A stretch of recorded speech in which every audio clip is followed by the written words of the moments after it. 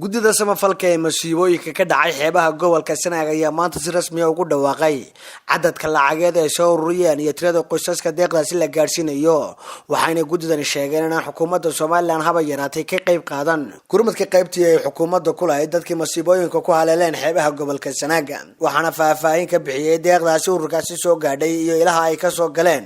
mas'uuliyiin ka mid ah guddida kaalmeynta walaalaha ku dhiban xeebaha gobolka Sanaag. maanta halkan waxaan u joognaa inaan ku soo xidhno aan sheegno wixii ka soo ururay saan ka warqabno muddo iminka waqti hore aba halka waxa laga dhawaaqay in loo gurman doono xeebihii masiibadii ka dhacday xeebaha gobolka Sanaag guddi baa naloo sameeyay guddidii baan anoo qayb ka ahayn guddidaasi waxay ahayd inay wixii taakulo dadka ceerikaaba ku nool ay meesha ka keysan karaan in la soo ururiyo lacagtaas aan soo ururinay meelaha ay nooga timi waxa kamid ah wasaaradda waxbarashada shaqaalaha dawladda ardaydii shaqo qaranta loo qaatay ururada iyo ganacsatada oo ururadaas waxa kamid ah ururka daba ganacsatada hay'adaha dawladda oo masaajidadana waanu ka kacnay qaaraan baanu ka ururinay suuqana waanu dhex marnay qaaraan baanu ka ururinay ganacsatada magaalada ka ganacsata ee u dhalatay koonfur galbeed ganacsatada lacag fiican bay noogu deeqeen isku duuduub lacagtaas noo soo xerootay waxay cadadkeedu dhan yahay $20,230 waxaan uga mahadcelinayaa qof kasta oo arrintaa qayb ka qaatay waxaanu anana ballan ku qaadaynaa halkii aad ugu talagasheen inaanu gaarsiino oo gacantayada weliba aanu ku gaarsiino lacagta $20,230 waxaa laga soo ururiyey marka la isku daro bulshada ku nool degmada Ceergaabo waxa sameesha ka maqan ballan qaadiyo ay noo sameeyeen dawladda dhexe oo wakiil ka ah gudoomiye Timbaro dawladda hoose degmada Ceergaabo oo wakiil ka ah Maayir Ismaaciil Xaaji Nuur labadaas ballan qaadkoodii wuxuu noqday hal bacaad lagu lisay 6 goobood baa la qaybiyay 6 goobood waxa qaybiyay maamulka gobolka 6 goobood waxay kala yihiin Surad iyo Xarshow Mayd Xiis Raqas iyo Gudmo Biyacas qoys meel kastana qoys tira ah bay heshay totalka guud $250 qoys qofkiina wuxuu helayaa $70 marka qaybinta iyo qorista qoysaska waxay u taalay oo aanu anagu uga dambeynay gudoomiyaha gobolka isduuha aafooyinka baro saabku wuxuu nagu yiri waxaan la hadlayaa maxay ahayd dawladii lacag baa la sugayaa hay'ata taas markay noo timaado ayaynu qaybinaynaa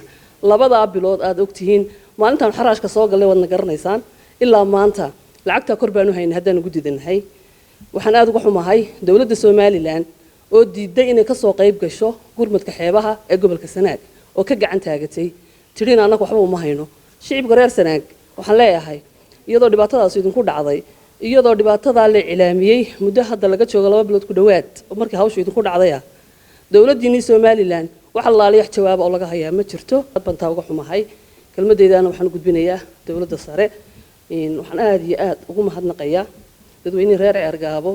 ee sida wanaagsan noo soo dhaweeyay ee lacagta la ururiyay waxaan kale oo u mahadnaqayaa aarareeda shirkadaha waxa noo keenay Muunays shirkadda Muunays 6 goobood ee la tagayo dadka samafalayaasha ee aan dawladdu dirsan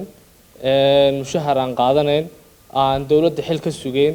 ee dar Ilaahay lacagta u soo ururiyay kana soo ururiyay shacabkooda in la soo dhaweeyo waa dad samafalayaala 20 kun lacagta ku dhow iyo siyaadada waliba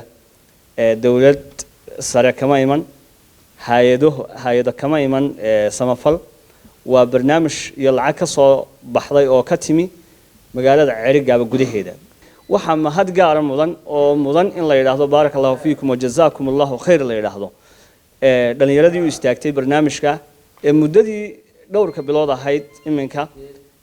arinta hawsheeda iyo qabanqaabadeeda iyo soo ururinteeda waday waxa iyaguna halkaasi ka hadlay maayirka Gudmo Biyacas Axmed Ciise oo ku hadlay afka wasaaradda waxbarashada iyo sidoo kale sababka xigeenka gobolka Sanaag Ismaaciil Cabdi Xasan oo ururkaasi ku amaanay sida ay u garab taagan yihiin walaalahooda dhiban run ahaantii guddidaas oo si fiican u shaqeysay in badan hadeer ay waqtigu kaga baxay wixii ay keeneen oo diyaara oo in badan la sugayeen xoogaa awal la yiri xukuumadda bixinaysa oo ku daraysa maanta waxaanu jeclaysanay maadaama aan wali xagga wax ka helin arrintu in badan ay soconaysay inaan wareejino